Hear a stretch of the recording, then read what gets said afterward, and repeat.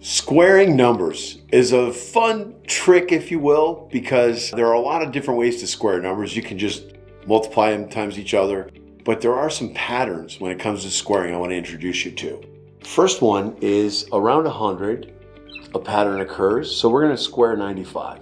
So for those of you that don't know, 95 with the little 2 here means squared. That means you're going to multiply that number times itself. So that's 95 times 95. Now, that's a lot of work. If you had to do that normally, 95 times 95, you got to go 5 times 5 is 25, carry the 2, 45 there, 9 times 5 plus the 2 is 47. Then you got to put a 0. Then you got to do 5 times 9 is 45, carry the 4, and then 9 times 9 is 81 plus the 4 is 85, and you got to add all these together, and you get 5, and you get a 2, and you get a 0, and a 9. And that's the answer to 95 times 95 is 9,025. But look at all the work you had to do to get that. Well, you can use this simple technique for squaring numbers to eliminate most of this. So here's how it works. We're doing 95 squared. There's a couple questions you got to ask yourself to get the answer. The first one is how far is this from 100? Well, 95 is 5 away from 100. So put it underneath, and then all you do is subtract. So 95 take away 5 is 90. That's the first half of the answer right here. To get the back half of the answer, just square this number that you put here. So 5 times 5, drop it here, is 25. And there's your answer, 9,025. Let's do it with 96. 96 squared. All you do is ask how far is this number from 100? 96 is 4 away, so put the 4 here and subtract.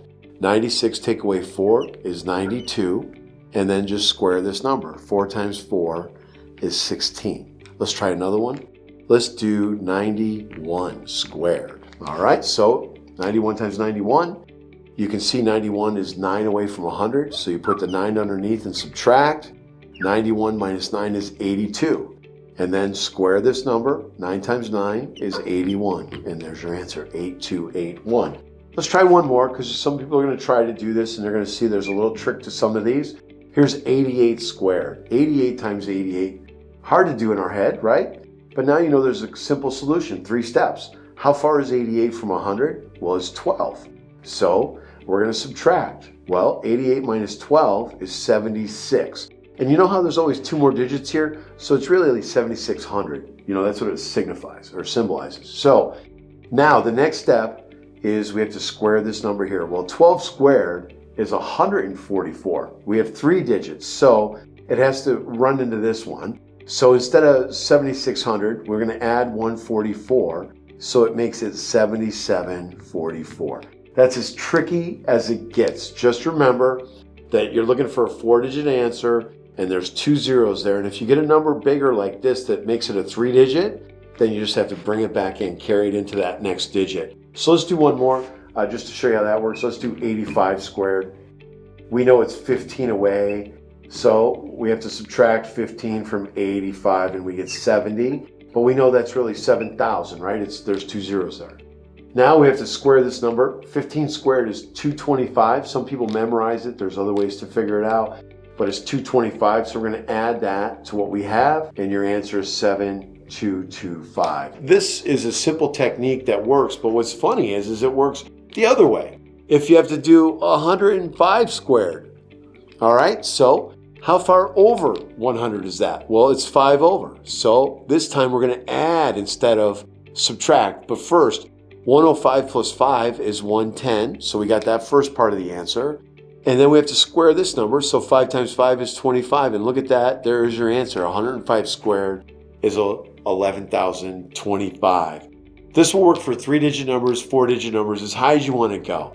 But the fun part about this is just another way to show students that there's more than one way to get the answer. And what I did as a kid, and I still do today, is I will write down a math question and I'll get the answer, using my head or a calculator or whatever, and then I'll just sit there and look at those two and see what ways can I use to get from there to there.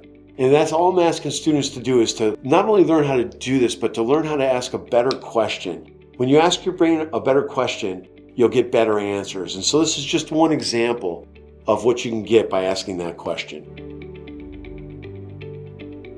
When we're talking about fractions, I like to use the number 100 because it really does make it easier to understand this. So for students, especially when they're just being introduced to fractions and decimals and percentages, just remember if somebody says 50%, that means, for example, this number 100, that 50% of it would be half, okay? So half of 100 is 50. Now, over here, the next one we had was a quarter, all right? Well, if you have trouble with fractions and decimals, the easiest way to connect to it is a lot of people are very good with money and handling money, but they just don't translate it into when they do mental math. So think of this as money, all right? 25% is 25 cents out of a dollar, all right? 50 cents, half a dollar, dollar. And now 10 cents, a dime, is 10% of 100. And here's how you know. 10 times 10 equals 100. That's 10%. 25 times 4 equals 100. So that's why you get 1/4 and 25%. 50 times 2 is 100. So that's where the half come from. 1/2 right there, okay? 10%. So now, if you have to figure out 20%, you can just do it off 100. It's easy. When you're doing it from 100, it's reflective. It always works, okay? But now, what if you have to do, let's say the number is 50, all right? 100% of 50 is 50. Well, what's 50% of 50? What's half of 50? And you'll get 25, all right? What's a quarter of 50? Well, a quarter is just a half of a half. So when you're doing fractions, it's easy to remember that. So half of half. So half of 50 is 25. Half of 25 is 12.5. All right? That takes us back to 1/8. This is, if you go back to 100, this is half of 100. This is half of 50. And then if you put 12.5 here, that would be half of 25. So breaking up the numbers and fractions, figure out which one works best for you, because when you're learning it, focus on the one that makes the most sense to you. For most people, statistically, I think fractions are the easiest. Decimals can get a little confusing, and percentages is a different thing. I want to give you one example with percentages, because a lot of people every day deal with this. If you go out to a restaurant and you eat and you have to figure out the tip, suggested is 15%. There's a simple way to figure out a tip. All you do, let's say the bill is $40. Now, if you wanted to figure out 15% of that, that's a little tricky. You got to do 10% of that, which is $4, and then 5% of that, which is $2, and add them together. A little bit of work, a little tricky. But there's one simple way to figure out the tip all the time, and you'll always fall within 15 to 20%. Just double the first number. If dinner is $40, double it, that's $8. That is a 20% tip. That's as high as it'll go. Let's say your dinner is $56, all right? Just double the first number. 5 doubled is 10. So if you leave a $10 tip, that works out to about an 18% tip. So no matter what number you're dealing with, if dinner is $74, just double the first number. $14 is the tip. And that will always work out to be between 15 and 20%. And you'll look really smart because you didn't even hesitate. All you're doing is doubling the first number. So all I can tell you is when it comes to fractions and decimals and percentages, we'll be diving much deeper into the future. The next time you're out to with the family at dinner, and show everybody the bill, how much it is, and ask everybody to calculate the tip. And just show them how fast you can do it with this simple exercise. As you're learning in this program, there are a lot of different techniques and methods you can use to multiply numbers together depending on the properties of the number. But there's another number that's really cool, the number 11. And when you multiply times 11, there's this mirror effect that happens. So let's do 24 times 11. Now, the normal way we do this in school is you got to go 4 times 1 is 4, 2 times 1 is 2, don't forget the 0, 4 times 1, 2 times 1, and then you have to add all these numbers together to get the answer. That takes 8 steps, but there's an easier way. Any number times 11, you can do it in a couple of steps. Here's all you do. Any number times 11, all you do is take the back number and drop it down here, take the front number and drop it down here, and then just add these two together and place it in the middle. So 2 plus 4 is 6, and there's your answer, 264, okay? So that's how easy this is. Let's do 35 35 times 11. All right?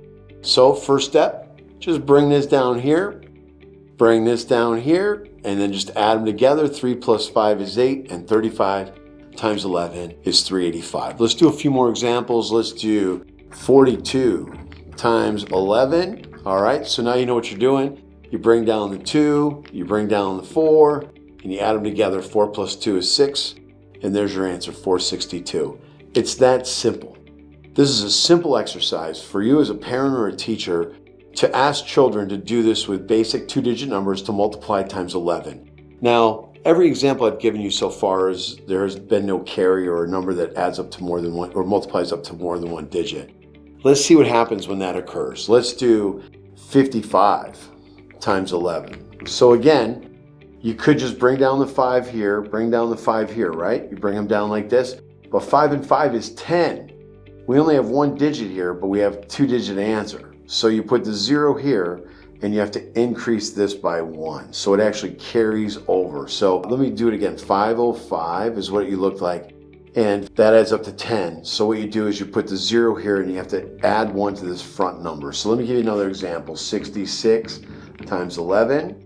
So you can bring down the 6 and bring down the 6, right? But 6 plus 6 is 12. Well, the 2 goes here, but the 1 has to be added to this number. So that makes it 726. You see what I mean? Let's do one more example. Let's do 84 times 11. So same thing, you bring down the numbers. Here's your 4, here's your 8. And now add these together. 8 and 4 is 12. So you put the 2 here and add 1 to that front number. So the answer would actually be 924. Now, this works for all numbers too. And there's actually a famous book about it by a man named Trachtenberg, who came up with several patterns on how to multiply by the number 11 while he was serving time in a military prison, so as a prisoner of war. And so let's do one 3-digit number just for Mr. Trachtenberg to show everybody that it goes as high as you want to go. Let's do 123 times 11, all right? And now here's what's cool, is same thing. Bring down the 3, bring down the 1, all right? And now we add these up. So what's 2 plus 3 right here? That's 5. You put that here. What's 1 plus 2? That's 3. You put that here. And there's the answer, 1353. Let's do one more. 126 times 11. You bring down the 6, and then you add these two together. 2 and 6 is 8. Then you add these two together. 1 and 2 is 3. And then you bring down the 1. And there's your answer. It's that simple. It's an amazing discovery by Mr. Trachtenberg. If you'd like more information about that, you can Google him. Brilliant man, and the book is really fascinating and goes as deep as you want to go on the number 11. But what I use this for is a way for parents and teachers, again, it's a simple diagnostic. Your students should be able to do this quite simply, especially if there's no carry.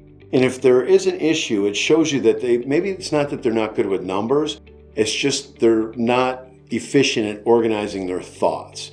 And this will reveal that. So be patient, give them a chance, and you'll see that kids will keep asking you for more and more numbers to multiply times 11 because it's just so much fun.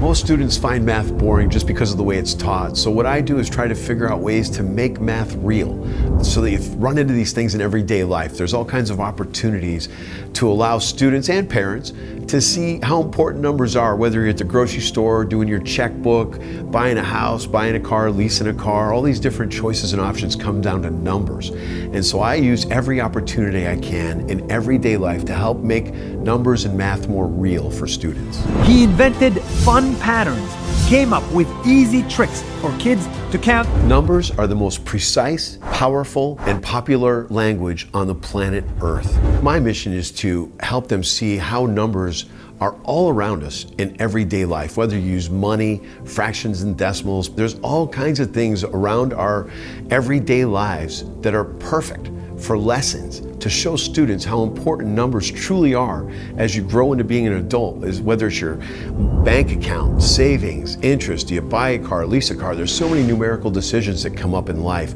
It's just better to have students with a solid foundation of number sense. Scott's story shows us that there is always more than one way to learn, more than one way to find your answers. Sometimes you just need to make your own rules.